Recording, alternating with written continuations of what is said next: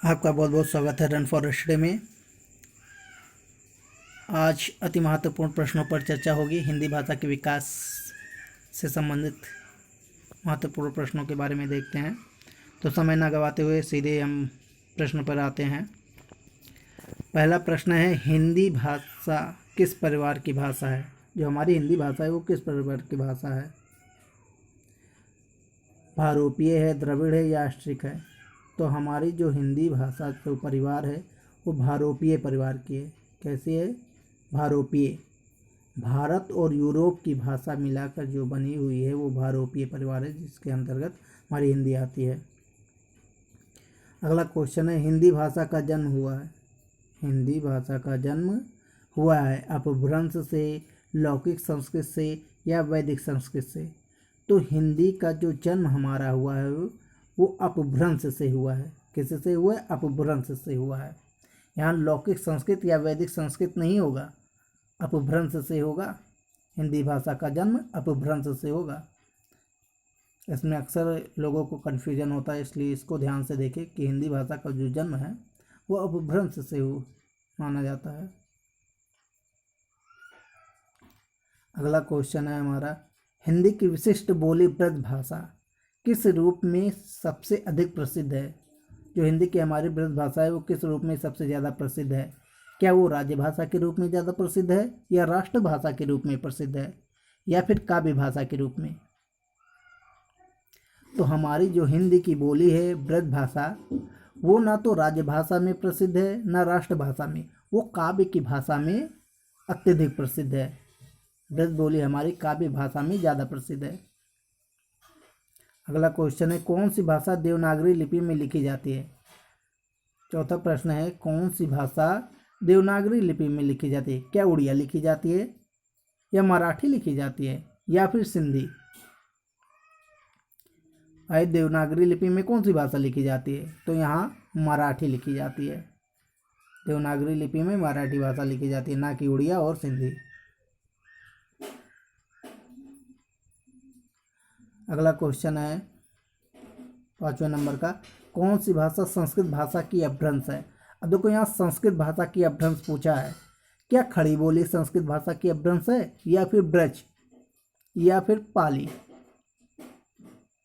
सोच के बताइएगा, संस्कृत भाषा की अपभ्रंश कौन सी है?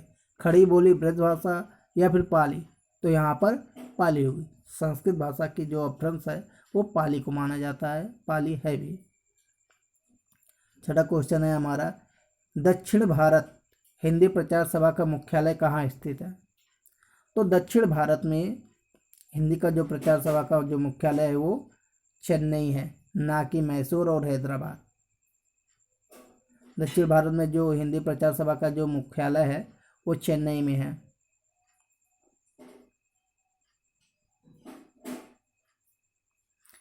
सातवां क्वेश्चन है हमारा, संविधान के अनुच्छेद 351 में किस विषय का वर्णन किया गया है? अति महत्वपूर्ण प्रश्न है ये, अक्सर परीक्षाओं में पूछा जाता है, इसको ध्यान से पढ़िएगा। कह रहा है कि संविधान के अनुच्छेद 351 में किसका वर्णन किया गया है? क्या संघ की राज्य भाषा का वर्णन किया गया है, या पत्राचार की भाषा का वर्णन किया गया है, या फिर हिंदी के विकास के लिए जो निर्देश दिए गए हैं उसका प्रयोग किया गया है? तो अनुच्छेद 351 में हिंदी के विकास के निर्देश की बात कही गई है। आठवां प्रश्न है हमारा, कह रहा है ब्रज भाषा है। ब्रज भाषा क्या है? क्या ब्रज भाषा हमारी पूर्वी हिंदी है, या बिहारी हिंदी है, या फिर पश्चिमी हिंदी? सोच के बताइएगा आप। ब्रज भाषा कैसी हिंदी है हमारी? क्या पूर्वी है, पश्चिमी है, या बिहारी है?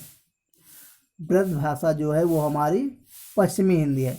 पूर्वी हिंदी में आता है छत्तीसगढ़ी, बघेली, ये सब भाषाएं जो है वो पूर्वी हिंदी में आती हैं। पश्चिमी हिंदी में हमारी क्या कहते हैं, ब्रज भाषा आती है।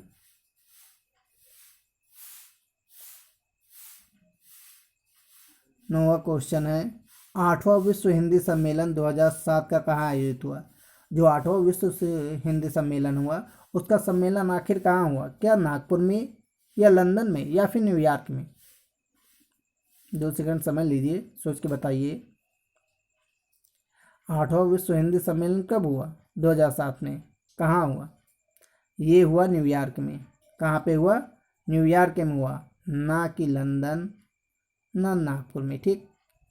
कह रहा हिंदी दिवस कब मनाया जाता है? ये तो बड़ा ही इजी सवाल है, बहुत ही सरल है, सबको याद होगा।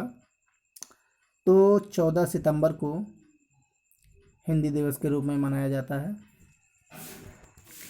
अगर आपको किसी भी प्रकार के प्रश्नों में असुविधा महसूस हो तो प्लीज़ हमें कमेंट कर ज़रूर बताएं।